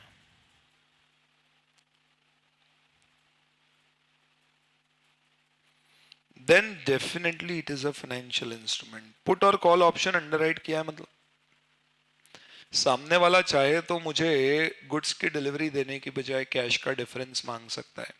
तो ये बात तो पक्की हो गई कि अगर आप कभी भी ऐसा कॉन्ट्रैक्ट करते हो कि भाई तेरी इच्छा हो तो डिलीवरी देना, नहीं तो अपन कैश में सेटल कर लेंगे, इसका मतलब आपका उस असेट में कोई इंटरेस्ट नहीं है, आप तो स्पेकुलेटर हो. अगर आपको वाकई असेट्स की जरूरत होती तो उस पर्टिकुलर केस में आप ऐसा सामने वाले को ऑप्शन नहीं देते कि तेरी इच्छा हो तो तू हमसे खरीदना, डिलीवरी लेना या हमें डिलीवरी देना. यानी हमने अंडरराइट किया एक पुट या कॉल ऑप्शन. इसका मतलब क्या हुआ, he has the option, if he wants he can sell it, और he has the option, if he wants he can buy from me, take delivery from me. यानी मेरा intention practically speaking good sale purchase का नहीं है. यानी इस case में ये डेफिनेटली सिर्फ एक फाइनेंशियल इंस्ट्रूमेंट है, क्योंकि पैसे का लेन देन स्पेकुलेशन इंटेंशन मोटिव है. लेकिन एंटिटी ने ऐसा कोई ऑप्शन अंडरराइट नहीं किया है. अब आप एक चीज समझिए, सपोज बप्पीदा के घर में शादी है. बप्पीदा के घर में शादी है तो बप्पीदा ने बोला कि भाई हमें 5 किलो सोना लगेगा अगले महीने. अगले महीने 5 किलो सोने का उन्होंने किसी के साथ कॉन्ट्रैक्ट कर लिया, एक forward contract to buy 5 kilo of gold next month. सबसे पहली बात है, वो ऐसा कॉन्ट्रैक्ट तो कभी नहीं करेंगे जिसमें वो बोलेंगे कि भाई तेरी इच्छा हो तो तू हमें डिलीवरी देना, नहीं हो तो कैश में सेटल कर लेना, क्योंकि उनको तो गोल्ड की जरूरत है. तो उनको एक्चुअल में गोल्ड खरीदना है. अब सपोज ये कॉन्ट्रैक्ट में कहीं नेट सेटलमेंट की बात ही नहीं है, पैसे देना ही है, गोल्ड लेना ही है, और वपीदा आगे गोल्ड खरीद के बेचने भी नहीं वाले, तो फिर बात ही खत्म हो गई. ये अपने आप में कॉन्ट्रैक्ट फाइनेंशियल इंस्ट्रूमेंट है ही नहीं. पर इसमें सामने वाली पार्टी ने बोल रखा है कि बप्पीदा आपकी इच्छा हो तो आप पैसे देके गोल्ड ले जाना, नहीं भी दोगे तो हम आपको ऑप्शन देते हैं कि प्राइस का जो डिफरेंस हो वो सेटल करके अपन कॉन्ट्रैक्ट कैंसिल कर लेंगे. तो नेट सेटलमेंट ऑप्शन है. अब आप बताइए, बप्पीदा चाहे तो कैश में सेटल कर लें या गोल्ड की डिलीवरी ले ले. सही मायने में बताओ, ये फाइनेंशियल इंस्ट्रूमेंट है या नहीं है? ऑप्शन है, लेकिन पास्ट हिस्ट्री नेट सेटलमेंट की नहीं है, बट ऑप्शन है. ऐसे केस में हम क्या करेंगे, हम कहेंगे whether the receipt or delivery of non-financial instrument assets is as per or in accordance with the expected purchase, sale or usage requirements of the entity.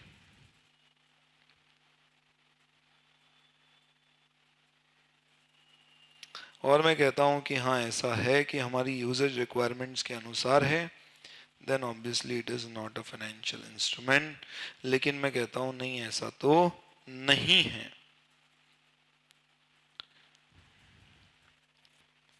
यानी हमने जो खरीदा है that is definitely not what,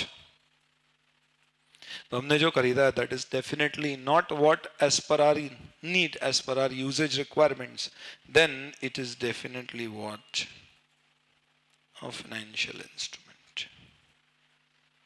इसका मतलब क्या हुआ, बप्पी दादा ने 5 किलो गोल्ड लिया और उनको एक्चुअल में 5 किलो गोल्ड शादी में लगेगा, तो इसका मतलब ये एज सच क्या माना जाएगा, this will be treated that it is actually what a non financial instrument. क्यों? क्योंकि उनका इंटेंशन कैश रिसीव डिलीवर करने का नहीं है, गुड्स खरीदने का है, प्रॉपर्टी खरीदने का है, असेट्स खरीदने का है.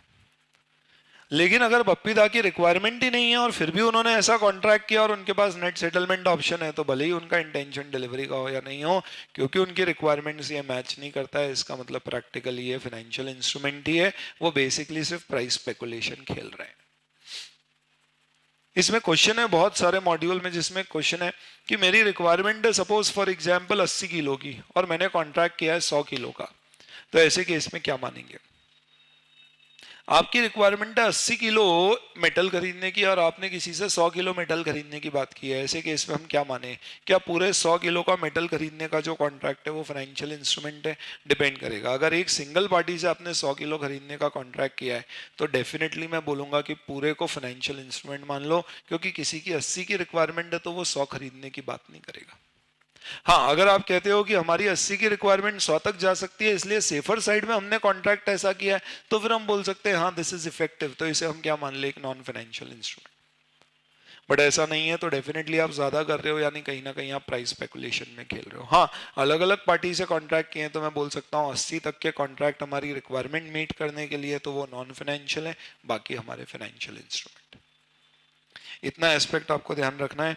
और एक छोटा सा कैच यहाँ पर है, अगर आपने जो परचेज किया है वो आपकी रिक्वायरमेंट को मीट करने का कॉन्ट्रैक्ट है, या आपने जो कॉन्ट्रैक्ट किया है जिसमें नेट सेटलमेंट ऑप्शन है पर आपका इंटेंशन डिलीवरी लेने का है, क्यों? क्योंकि वो आपकी रिक्वायरमेंट्स को मीट करने के लिए किया गया कॉन्ट्रैक्ट है, तो वो डेफिनेटली फाइनेंशियल इंस्ट्रूमेंट नहीं है. लेकिन इसमें एक कैच है, except if it leads to an accounting mismatch,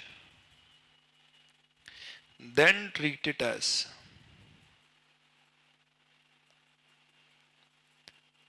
a financial instrument.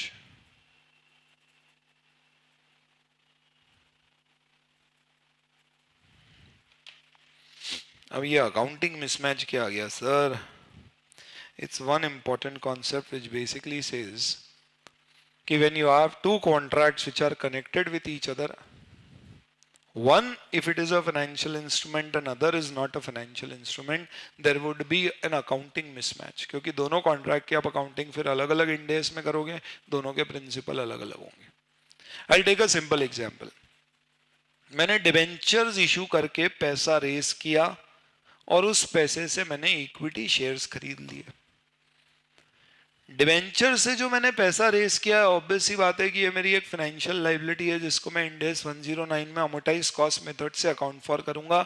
यानी जितने रुपए मैंने एज सच आज रेस किए हैं वो मेरी लाइबिलिटी, और जो मुझे पे करना है उसमें मैं अपने इंटरेस्ट एक्सपेंस को बुक करके इफेक्टिव इंटरेस्ट रेट निकाल कर खर्चा बुक करके इसे रीपे कर दूंगा. मुझे इस डिबेंचर की मार्केट वैल्यू से कोई लेना देना नहीं है. डिबेंचर की भी मार्केट वैल्यू होगी क्योंकि आपने जिस रेट पे डिबेंचर इशू किया और बाद में जो मार्केट के रेट्स में फ्लक्चुएशन आएंगे इससे आपकी डिबेंचर की यील्ड चेंज होगी, हेंस इसकी मार्केट वैल्यू हो सकती है. पर मैं इग्नोर करूंगा क्योंकि मेरे लिए ये डिबेंचर एक प्योर लाइबिलिटी है जिसे मैं कॉस्ट पे बुक करूंगा और जो पेमेंट करते जाऊंगा उसे खर्चा दिखाते जाऊंगा या लाइबिलिटी कम करते जाऊंगा. पर ये डिबेंचर का पैसा मैंने लगाया इक्विटी शेयर में, और इक्विटी शेयर में जिसमें मैंने पैसा लगाया है उस पे मैं FVTPL मेथड यूज कर रहा हूं, यानी fair value through profit and loss, यानी उसे मैं ईयर एंड पे फेयर वैल्यू पे लाके प्रॉफिट और लॉस P&L में बुक करता हूं। अब ये मिसमैच ही तो है, क्योंकि आपने जो चीज ली आप उस पे फेयर वैल्यूएशन नहीं कर रहे हो, पर उस चीज को जहां आपने इन्वेस्ट किया वहां फेयर वैल्यूएशन कर रहे हो, यानी उसके एक लेग का प्रॉफिट और लॉस शो हो रहा है और दूसरे लेग का प्रॉफिट और लॉस इग्नोर हो रहा है। इस मिसमैच को अवॉइड करने के लिए आपको दोनों की अकाउंटिंग एक मेथड से करना होगी। इस केस में आपको दोनों को FVTPL पे लाना पड़ेगा। या तो हम इक्विटी शेयर को कॉस्ट कॉन्सेप्ट से वैल्यू करें जो परमिटेड नहीं है, पर डिवेंचर को फेयर वैल्यू कॉन्सेप्ट से मेजर किया जा सकता है, इसलिए दोनों को फेयर वैल्यू से लेंगे। यही चीज अगर एक नॉन फाइनेंशियल इंस्ट्रूमेंट के साथ होती है कि एक नॉन फाइनेंशियल इंस्ट्रूमेंट है और उसके साथ एक कनेक्टेड दूसरा कॉन्ट्रैक्ट है जो फाइनेंशियल इंस्ट्रूमेंट है, तो दोनों को या तो नॉन फाइनेंशियल माने या फाइनेंशियल माने।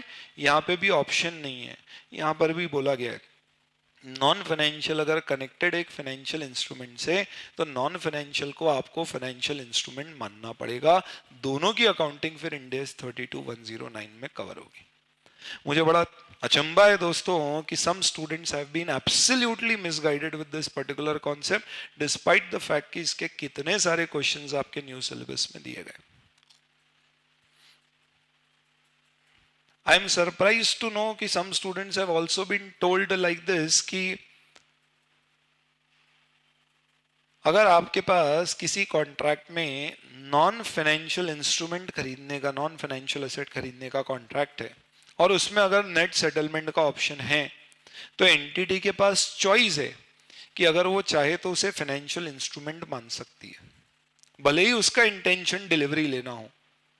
It is up to you, if you want you can treat it as a financial instrument. Ind AS इस पर्टिकुलर लॉजिक पे तो चलते ही नहीं है दोस्त, ये तो अपने आप में एक घनघोर पाप हो जाएगा अगर आपने इस तरह की अकाउंटिंग कर दी। तो ऐसी बात करना मतलब आप इंडेक्स का क्रक्स ही नहीं समझ रहे हो। इंडेक्स इस तरह के ऑप्शन कभी नहीं देंगे कि तुम्हारी इच्छा है तो इसे फाइनेंशियल इंस्ट्रूमेंट मान के इसकी अकाउंटिंग किसी और में नहीं तो इस इंडेक्स में कर दो। इंडेक्स ऑप्शन देता है तो मेथड ऑफ अकाउंटिंग का देता है कि भाई फेयर वैल्यू थ्रू P&L, नहीं तो OCI, OCI नहीं तो P&L। ऐसा नहीं बोलेगा वो नहीं तो ये, कोई भी इंडेक्स लगा देना चलेगा, बिल्कुल भी नहीं होगा ऐसा। तो भूल के भी आप एग्जाम में ऐसा कुछ नहीं लिखेंगे कि नेट सेटलमेंट ऑप्शन है तो कंपनी के पास चॉइस है कि वो उसे हमेशा फाइनेंशियल इंस्ट्रूमेंट तो मान ही सकती है। Never. This is the concept. This is something which will give you a complete understanding of when a non-financial instrument contract can still be classified as a financial instrument. In fact, will have to be classified as a financial instrument. These are the 4 conditions and these are the points. ठीक है, ये जो चीज़ें हैं जितनी की ये मैंने यहाँ पर जितनी लिखी हैं, इन बोर्ड नोट्स को मैं अपनी वेबसाइट पर अपलोड कर दूंगा। Friends, you have the option and the choice to download these particular board notes from the website. आप वहां से डाउनलोड कर लेना। एक समरी के पॉइंट ऑफ व्यू से अगर आपको चाहिए तो this would be something which would be available to you. The website would be fast.edu.in। वहां पे डाउनलोड सेक्शन में जाके आप इसको डाउनलोड कर सकते हो। ये अपन ने एक कॉन्सेप्ट डिस्कस कर लिया नॉन फाइनेंशियल इंस्ट्रूमेंट्स का। Let us come to the next concept, financial liability classified as equity instrument. Now, this is also an interesting concept. Financial liability भला equity instrument कब classify होगी?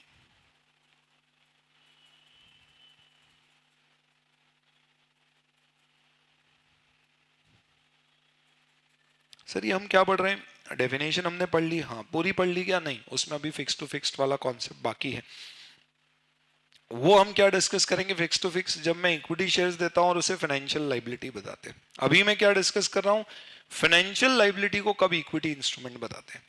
फाइनेंशियल लाइबिलिटी को equity instruments 2 cases में classify किया जाता है दोस्तों। एक को आप लोग कहते हैं पुटेबल फाइनेंशियल इंस्ट्रूमेंट्स और दूसरे को हम कहते हैं obligation to deliver proportionate share in net assets only on liquidation.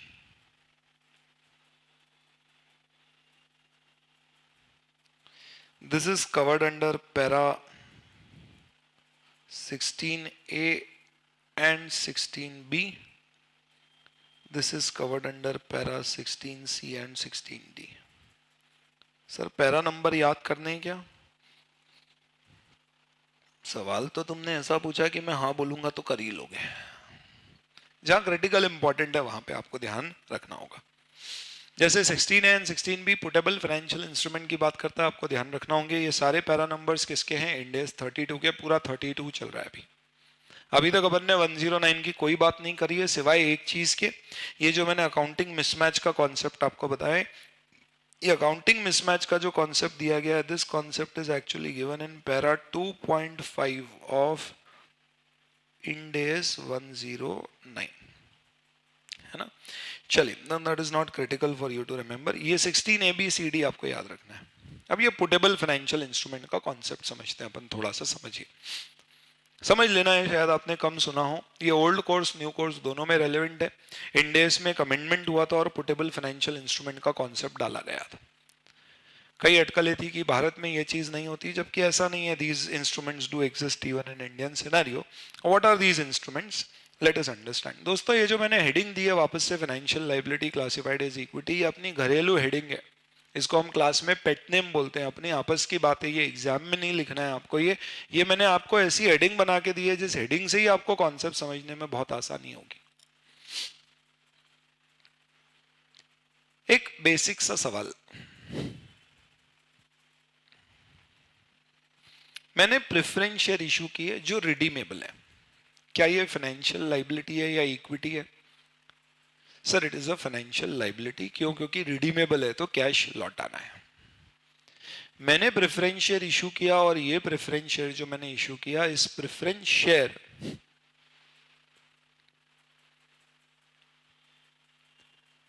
का ड्यू डेट पर कन्वर्जन होना है इक्विटी शेयर्स में. तो फिर ये इक्विटी इंस्ट्रूमेंट हो गया, क्योंकि no obligation to pay cash. अगर मैं सामने वाले को ऑप्शन दे दूं कि वो चाहे तो शेयर ले ले या कैश, तो ये फाइनेंशियल लायबिलिटी हो गई. क्यों? क्योंकि मैंने सामने वाले को ऑप्शन दे दिया. तो मेरे ऊपर contractual liability to pay cash आ गई. इसमें क्यूमुलेटिव डिविडेंड होगा तो क्या होगा वो अभी नहीं, वो अपन नेक्स्ट स्टेज में डिस्कस करेंगे, जहां पे हम कंपाउंड फाइनेंशियल इंस्ट्रूमेंट्स और उससे रिलेटेड टॉपिक्स की बात करेंगे. मैंने ये नहीं कहा cumulative preference share capital is a compound financial instrument, but we'll discuss that aspect in compound financial instrument in this index later on. अभी अपन जो बात कर रहे हैं वो कर रहे हैं पुटेबल फाइनेंशियल इंस्ट्रूमेंट की. अब एक चीज समझना, अगर अपन सामने वाले को ऑप्शन दे देते हैं कि भाई तू चाहे तो कैश ले ले या इक्विटी शेयर्स, तो ये लायबिलिटी हो गई. यानी अगर आपने सामने वाले को कैश मांगने का अधिकार दे दिया तो इसका मतलब ये फाइनेंशियल लायबिलिटी हो गई, क्योंकि आपके ऊपर contractual obligation to pay cash. सामने वाले को ऑप्शन दिया कैश मांगने का, इसका मतलब we have given a put option, और I can say I have underwritten a put option on my shares. क्या मतलब अंडर राइटिंग का पुट ऑप्शन? यानी मैंने किसी को पुट ऑप्शन दिया. पुट ऑप्शन का मतलब क्या हुआ? एज सच पुट ऑप्शन का मतलब हुआ कि सामने वाला क्या कर सकता है, अपने शेयर्स मुझे बेच सकता है. In fact, let us not complicate it for that particular matter. अभी सिंपल सा मतलब मैं ये कह रहा हूं कि सामने वाला अगर चाहे तो वो अपने इंस्ट्रूमेंट मुझे दे सकता है और मुझे बदले में उसे कैश देना पड़ेगी. ऐसा अगर ऑप्शन है तो फिर नॉर्मली वो क्या होगा? It will actually become what? It will rather become what? It will become a liability. लेकिन इस रूल के दो एक्सेप्शंस हैं. पहला एक्सेप्शन है पुटेबल फाइनेंशियल इंस्ट्रूमेंट. ये क्या है? सुनना ध्यान से. पहले कॉन्सेप्ट, आज क्या होता है, सपोज समझिए SoftBank has invested $2 billion in Flipkart. Diwali sale जब लगी थी आपने खूब मजे उठाए होंगे. दिवाली या in fact great Indian sale Amazon में और साथ साथ में फ्लिपकार्ट में बिग बिलियन डेज की सेल जब लगाई गई थी, खूब डिस्काउंट बांटा गया था, खूब माल खरीदा होगा आपने. कैसे बांटा? उस समय $2 बिलियन का इन्वेस्टमेंट किया. किसने? सॉफ्ट बैंक जापान ने. किसमें? फ्लिपकार्ट में. तो फ्लिपकार्ट में पैसे लगाए, बदले में शेयर्स लिए. मुझे बताओ सॉफ्ट बैंक का क्या इंटरेस्ट फ्लिपकार्ट को कंट्रोल करने का है? नहीं है. उसने पैसे देके क्या खरीदे? Equity shares. यानी प्रैक्टिकली फ्लिपकार्ट के लिए ये इक्विटी इंस्ट्रूमेंट है. लेकिन सॉफ्ट बैंक का इंटेंशन क्या वोटिंग राइट्स में कंट्रोल करना है, बिजनेस चलाना है, या सिर्फ एक ऐसी कंपनी में पैसा लगाना है जहां पर रिस्क ज्यादा है लेकिन अप्रिसिएशन की पॉसिबिलिटी इनॉर्मस है? The latter part. तो सॉफ्ट बैंक क्या बोलेगा मालूम है फ्लिपकार्ट के ओनर को कि मैं आपके इक्विटी शेयर्स खरीद रहा हूं पर एक शर्त पे, मैं जीवन भर ये शेयर्स नहीं रखना चाहता, मैं चाहूंगा कि मैं 3 साल बाद इसे लिक्विडेट कर दूं। तो उस समय बंसल बंधुओं ने कहा कि चलो ठीक है, सॉफ्ट बैंक जापानीज, हम तुम्हें ऑप्शन देते हैं कि 3 साल बाद तुम अगर चाहो तो अपने ये जितने भी तुम्हारे पास हमारे फ्लिपकार्ट के शेयर्स हैं, तुम ये सारे के सारे शेयर्स कंपनी को बेच सकते हो, you can put it to the company, और उस समय जो हमारी नेटवर्थ होगी उसके बेसिस पे इसका जो वैल्यूएशन होगा उतना कैश हम आपको लौटा देंगे। सर क्या ये बायबैक हो गया? यूं समझ लो कि हमने सामने वाले को पुट ऑप्शन दिया है, आप बोलो बायबैक बोलने के लिए तो आप बायबैक बोल सकते हो। The question here is actually not buyback, the question is कि इंस्ट्रूमेंट में ही मैंने एक तरह का ऑप्शन दे रखा है। ऐसा आप अक्सर open ended mutual fund schemes में देखते हो, ऐसा आप कोऑपरेटिव सोसाइटी के शेयर्स में देख सकते हो। पार्टनरशिप में होता है, कोई भी पार्टनर अपना शेयर इन द फर्म किसी भी दूसरे व्यक्ति को सेल कर सकता है, और दूसरे व्यक्ति को जब वो सेल करेगा तो जो फर्म की नेट एसेट्स और गुडविल के हिसाब से उसका शेयर बनता है उतना डिमांड करेगा। यानी ऐसा होता है दोस्तों कभी कभी कि कैपिटल होल्डर्स के पास ऑप्शन होता है अपने स्टेक को डाइल्यूट करने का।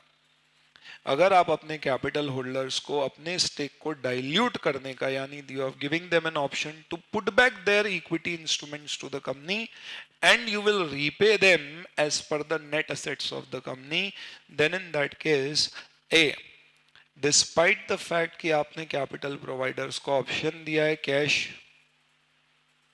मांगने का, उसके बावजूद भी ये ऑप्शन फाइनेंशियल लायबिलिटी क्लासिफायर नहीं होगा, इसे इक्विटी इंस्ट्रूमेंट ही माना जाएगा। यानी फाइनेंशियल लायबिलिटी जैसा दिखने के बावजूद it will be treated as an equity instrument, क्योंकि प्रैक्टिकली स्पीकिंग देखा जाए तो आप उसे नेट एसेट्स में जो हिस्सा बच रहा है वही हिस्सा आप उसको देने की बात कर रहे हो। You are not guaranteeing them any additional और a minimum rate of return. यानी है ओनर जैसे ही, बस फर्क यह है कि ओनर आखिरी तक नहीं रहेंगे, बीच में निकल लेंगे। तो सर क्या प्रेफरेंस शेयर होल्डर अगर रिडीमेबल है, 5 साल का प्रेफरेंस शेयर कैपिटल रिडीमेबल है, क्या वो भी पुटेबल फाइनेंशियल इंस्ट्रूमेंट होगा? कभी नहीं। कुछ लोग इस मिसनॉमर में होते हैं, कई जगह मैंने एग्जाम्पल के रूप में देखा है लोगों को देते हुए कि पुटेबल फाइनेंशियल इंस्ट्रूमेंट में रिडीमेबल प्रेफरेंस शेयर कैपिटल भी आ सकते हैं। जरा भी नहीं, क्योंकि उनको कभी भी पैसा नेट एसेट्स के प्रोपोर्शन में नहीं मिलता, उनको तो एक फिक्स रिटर्न दिया जाएगा। फिक्स रिटर्न है तो फिर वो ओनर कहाँ हुए? ओनर तो वो है जो कंपनी के सुख दुख का बराबर साथी है।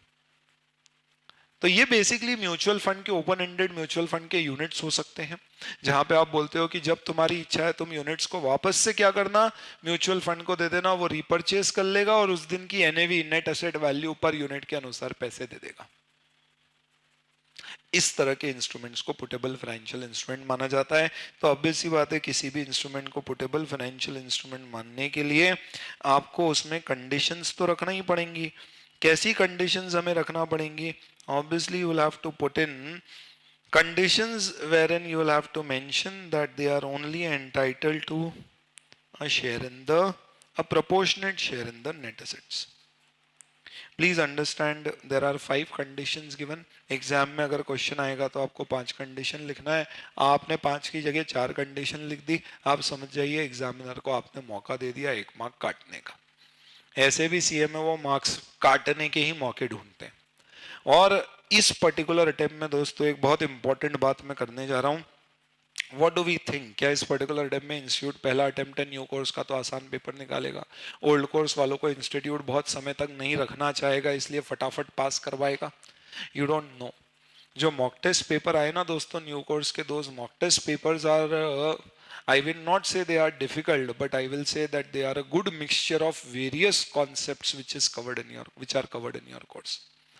यानी they are not plain vanilla कि आपने देखा जो सोचा कि यार इंस्टीट्यूट के मॉड्यूल में जो क्वेश्चन है वही वही मॉक टेस्ट पेपर में आ रहे हैं, यानी कि मेरे से बड़ी आसानी से सॉल्व हो जाएंगे। नहीं, उन्होंने नए क्वेश्चंस उसमें ऐड किए हैं, पूछे। इसका मतलब हो सकता है कि एग्जाम में भी आपको नए तरह के क्वेश्चंस पूछे जाएं। You should be very well prepared. मेरी आपसे दिल तमन्ना है कि मैं आपके साथ अभी बहुत सारे रिवीजन लेक्चर शेयर करूंगा। इन सबको आप डाउनलोड करके आप 25 अप्रैल से लेकर, जो लोग अभी वीडियो देख रहे हैं, आई एम श्योर कि ये वीडियो का रेलेवेंस आने वाले 6 महीने 12 महीने तक भी रहेगा, बट जो लोग अभी इस पर्टिकुलर समय पर देख रहे हैं डाउनलोड करके रख लें। और एक दिन आप रखें, कम से कम 5-6 घंटे में आप फटाफट स्पीड अप करके जैसे देख सके इन वीडियोस को जरूर देखें, so that you will be able to brush up your concepts well on important key areas. So there are 5 conditions which you have to mention. 5 means we'll have to mention 5, not 4. चलिए, क्या क्या conditions हैं। सबसे पहली बात क्या होना चाहिए कंडीशन, इन लोगों को जो हिस्सा मिलेगा वो क्या मिलेगा, proportionate share in net assets. They should be most subordinate. इसका मतलब इनका अधिकार जो है वो क्या है, किसी और से ज्यादा नहीं है, मोस्ट सबऑर्डिनेट, यानी सबको देने के बाद इन्हें पैसा मिलने वाला है। तो फ्लिपकार्ट में सॉफ्ट बैंक का भी अधिकार क्या था, मोस्ट सबऑर्डिनेट। दोस्तों एक चीज ध्यान रखना, ऐसा नहीं है पुटेबल इंस्ट्रूमेंट्स हैं तो फिर उसके साथ इक्विटी शेयर्स नहीं हो सकते, दोनों हो सकते हैं। इक्विटी इंस्ट्रूमेंट में अगर आपने पुट ऑप्शन दिया है तो उन लोगों का राइट भी नेट एसेट्स में हिस्सा मांगना है। यानी मेरी कंपनी में 2 शेयर है, एक पुटेबल है और एक नॉर्मल इक्विटी इंस्ट्रूमेंट है, दोनों का नेट एसेट्स में हिस्सा मांगने का अधिकार है। तो जो पुटेबल इक्विटी इंस्ट्रूमेंट है वो अपने आप में क्या मोस्ट सबऑर्डिनेट माना जाएगा क्या, हाँ, क्यों, क्योंकि दोनों के राइट्स एक समान ही है। इट इज जस्ट दैट कि एक के पास ऑप्शन है कि वो उसे पुट करके शेयर इन नेट एसेट्स ले सकता है, दूसरे के पास वो ऑप्शन नहीं है। तो दे आर मोस्ट सबऑर्डिनेट्स, यानी इनके पास कोई एडिशनल, इनफैक्ट देखा जाए तो इनका अधिकार सबके पेमेंट के बाद ही आएगा, along with all the equity instruments or all the putable financial instruments, and they should have identical rights with other putable instruments. इसमें आप मॉड्यूल में कई सारे क्वेश्चंस देखोगे पुटेबल फाइनेंशियल इंस्ट्रूमेंट पे, ढेरों क्वेश्चन न्यू कोर्स के मॉड्यूल में दे रखे हैं इसके ऊपर, जिसमें उन्होंने बोला है कि मैंने, है ना, मेरा एक म्यूचुअल फंड है, एक इन्वेस्टमेंट कंपनी है, मैंने अपने फंड मैनेजर को ऑप्शन दिया है, क्या ऑप्शन दिया है कि उसके पास जो शेयर्स हैं वो पर्टिकुलर शेयर्स वो चाहे तो वापस बेच सकता है, लेकिन वो वापस बेचेगा कब, एकदम आखिरी में, बाकी सबके बिक गए उसके बाद में वो बेच पाएगा। क्या ये पुटेबल फाइनेंशियल इंस्ट्रूमेंट है, हाँ, पर क्योंकि इसका मोस्ट सबऑर्डिनेट राइट है तो ये पुटेबल हो गया। अब क्योंकि ऐसा बोला है बाकी सबके बिकने के बाद ही ये बिक पाएंगे, तो ये पुटेबल फाइनेंशियल इंस्ट्रूमेंट हो गया, और ये पुटेबल फाइनेंशियल इंस्ट्रूमेंट होने के कारण बाकी सारे के सारे फाइनेंशियल इंस्ट्रूमेंट जो पुटेबल थे वो सब पुटेबल नहीं माने जाएंगे, क्योंकि ये मोस्ट सबऑर्डिनेट है। तो बाकी सब फाइनेंशियल लाइबिलिटी, और सिर्फ ये क्या बचेगा, इक्विटी इंस्ट्रूमेंट। हाँ, मेरे 2 फंड मैनेजर है, उन 2 फंड मैनेजर को मैंने दोनों को बोला है कि बाकी सबके बेचने के बाद तुम अपने बेच सकते हो, नेट एसेट्स में तुम्हारा हिस्सा होगा, तो वो दोनों puttable financial instrument equity instruments की कैटेगरी में। लेकिन उन 2 फंड मैनेजर में मैंने बोला एक के पास ज्यादा वोटिंग राइट्स है, दूसरे के पास कम वोटिंग राइट्स है, भले ही ये राइट्स का रिटर्न से कोई रिलेशन नहीं है क्योंकि ये वोटिंग से रिलेटेड है, फिर भी जिसके पास ज्यादा वोटिंग राइट है वो पुटेबल नहीं होगा, वो फाइनेंशियल लाइबिलिटी होगा, मोस्ट सबऑर्डिनेट दूसरा बचेगा, वो पुटेबल माना जाएगा। यानी राइट्स भी आइडेंटिकल होना चाहिए। Then you will also have to ensure कि इनके जो कैश फ्लोज हैं over the term, they are almost equal, proportionate to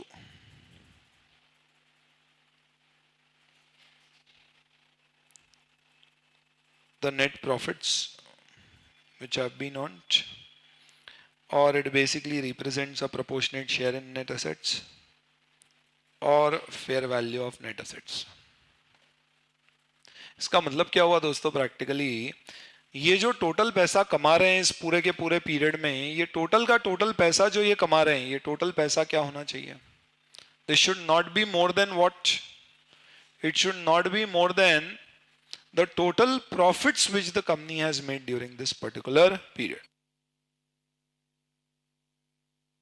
क्या मतलब टोटल प्रॉफिट से ज्यादा नहीं होना चाहिए। बेसिक की बात यह है कि जितना कंपनी का रिटर्न है उसी के प्रोपोर्शन में क्या होगा, इनका रिटर्न आएगा। The return would be in proportion to the return which the company has earned. They should not earn any additional or any extra kind of what profits or any additional extra kind of what returns.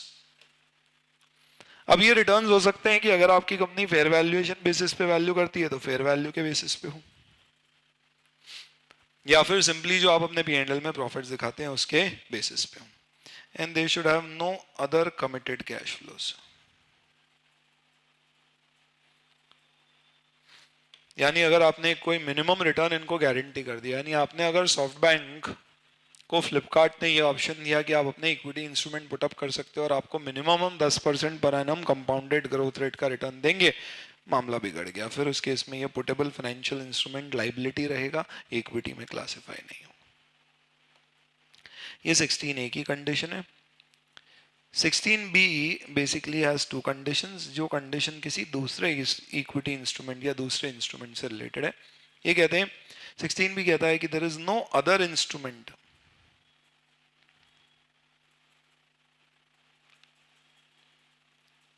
that substantially affects the right of putable instruments.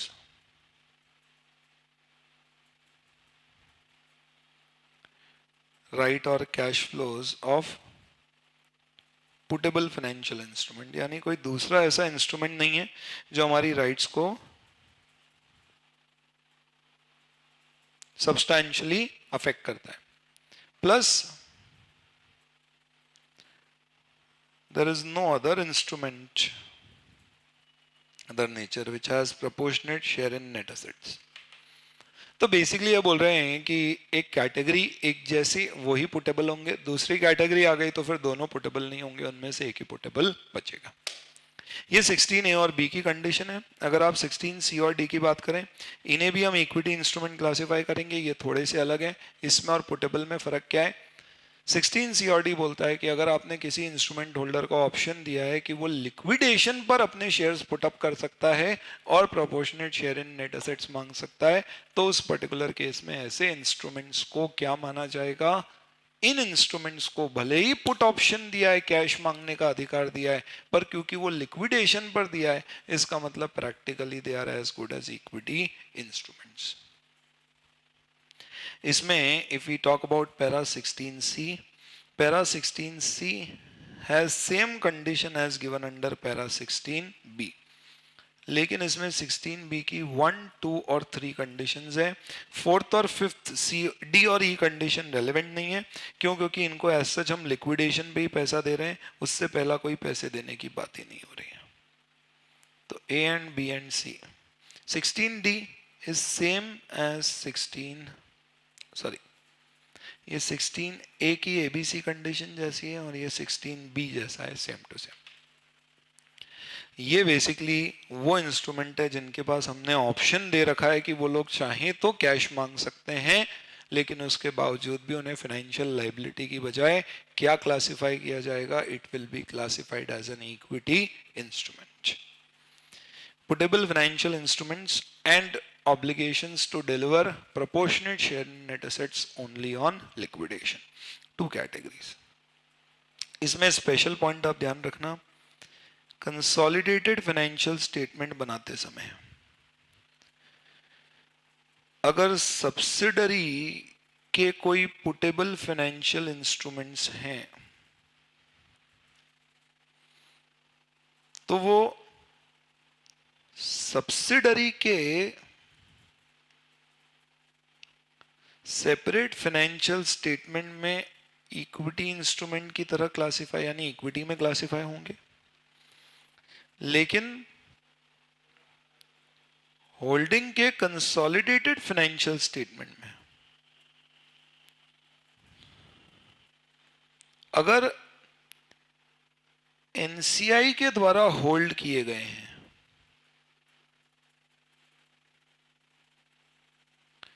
तो फिर financial liability classify होंगे.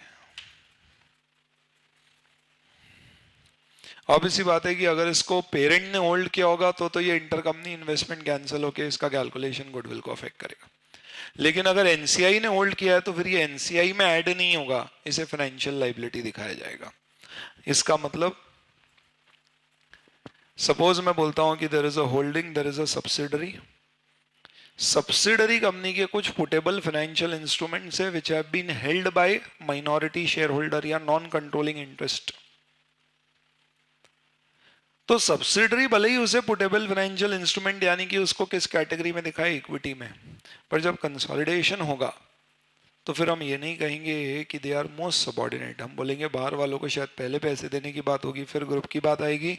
इसलिए जो बाहर वाले यानी कि subsidiary के माइनॉरिटी शेयर होल्डर ने जो instruments puttable financial instruments hold कर रखे हैं, वो पुटेबल फाइनेंशियल इंस्ट्रूमेंट्स को हम इक्विटी नहीं मानेंगे। अगर इक्विटी मानते तो एनसीआई का इक्विटी में शेयर एनसीआई में ऐड होता, नहीं मानेंगे, इसलिए उसको अलग से फाइनेंशियल लाइबिलिटी में शो किया जाएगा। ठीक है, तो this is one important point on consolidated financial statements. Plus there is another important point which is relating to reclassification. क्या ऐसा हो सकता है क्या दोस्त कि एक पुटेबल फाइनेंशियल इंस्ट्रूमेंट जो इक्विटी क्लासिफाई हो रहा है वो बाद में लाइबिलिटी हो जाए? पॉसिबल है।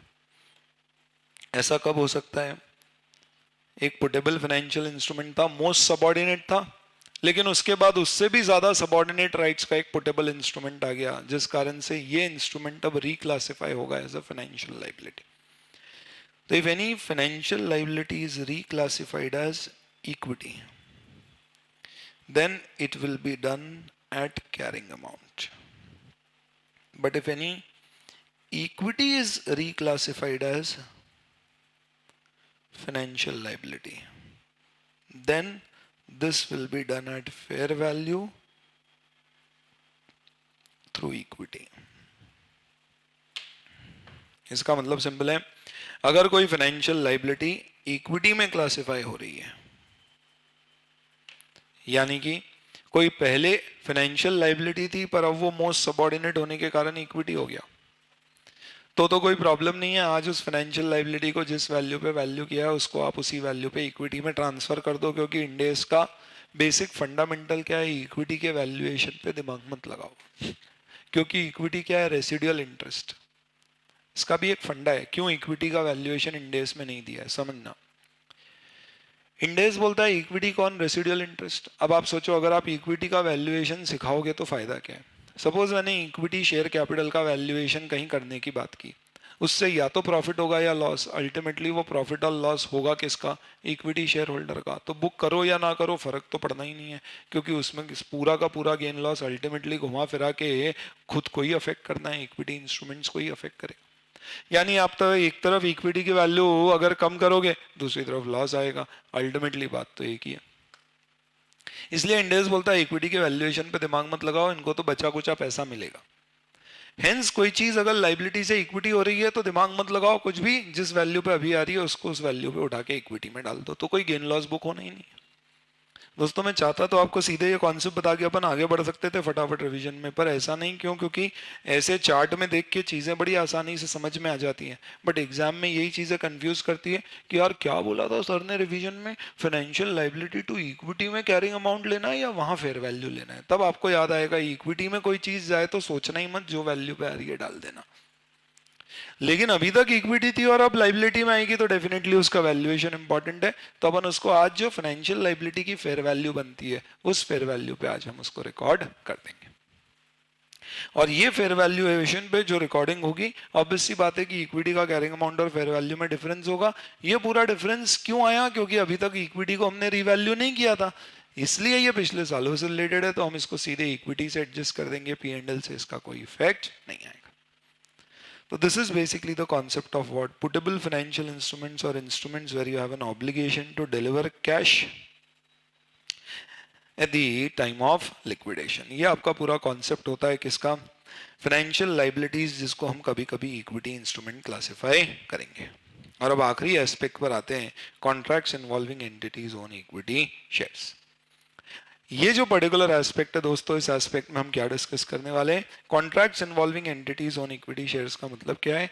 यहाँ पे हम बात करने वाले हैं कुछ ऐसी चीजों की जहाँ पे कंपनी खुद अपने इक्विटी शेयर देने वाली है या कंपनी को खुद को अपने इक्विटी शेयर मिलने वाले। कंपनी अपनी इक्विटी शेयर अगर देगी तो आप बताइए ये फाइनेंशियल लाइबिलिटी है या इक्विटी इंस्ट्रूमेंट? इक्विटी होगा। लेकिन अगर ये कंपनी ने कॉन्ट्रैक्ट में किसी को इक्विटी शेयर देने की अगर बात की है तो ये कॉन्ट्रैक्ट इक्विटी सिर्फ तब होगा जब कंपनी एक fix number of equity shares against a fixed consideration issue करने वाली है। नहीं तो माना जाएगा equity shares are being issued like a currency, hence it will be treated as a liability. यहां पे हम डिस्कस करेंगे फिक्स टू फिक्स टेस्ट, फिर हम डिस्कस करेंगे कंटिंजेंट सेटलमेंट प्रोविजंस, जहां पे हो सकता है मुझे अपने इक्विटी शेयर्स देना पड़े, हो सकता है, not definitely I will be issuing, इसको कैसे क्लासिफाई करेंगे। And we will discuss compound financial instrument, जो हम बात कर रहे थे convertible debenture with interest payment, जहां पे इंटरेस्ट एक फाइनेंशियल लाइबिलिटी है पर conversion option is an equity.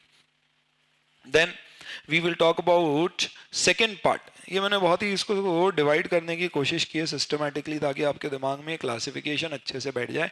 Contract वो है जिसमें हमारे कंपनी के खुद के इक्विटी शेयर है। दो तरह के कॉन्ट्रैक्ट हो सकते हैं, एक जिसमें मुझे अपने इक्विटी शेयर और इशू करना है, दूसरा जिसमें मुझे अपने इक्विटी शेयर मिलेंगे। आपको अपने इक्विटी शेयर कब मिलेंगे? जब आपने एक तो पुट ऑप्शन राइट किया है कि सामने वाला आपको इक्विटी शेयर बेच सकता है पुटेबल फाइनेंशियल इंस्ट्रूमेंट जैसे, तो उसके अकाउंटिंग एस्पेक्ट क्या होंगे। दूसरा, बायबैक में ऐसा हो सकता है कि आप अपने इक्विटी शेयर बायबैक कर रहे हो और उसी से रिलेटेड एक कॉन्सेप्ट होता है ट्रेजरी शेयर्स का, दोनों अलग अलग होते हैं हालांकि। तो that is, these are the three concepts which will be covering up here, right. तो we'll talk about these three things. Required rights, basically here we'll talk about treasury shares, and then we'll talk about dividend interest and offsetting accounting. So this is part 1 of our Ind AS 32, जिसमें यहाँ तक का portion discuss किया है। अभी जो मैंने discuss किया ये वाला कॉन्सेप्ट और बचे हुए कॉन्सेप्ट्स ब्रेक के बाद हम सेकेंड पार्ट में कवर करेंगे। Thank you. Please give your comments in the comments box in this particular lecture. We have given our numbers. If you have any kind of queries, you can mention it there. With the availability of time, we'll try to respond to those particular queries. Please keep watching and do subscribe to the channel, ताकि जब भी मैं नया lecture इसमें upload करूं आपके पास उसका email notification आ सके. Thank you.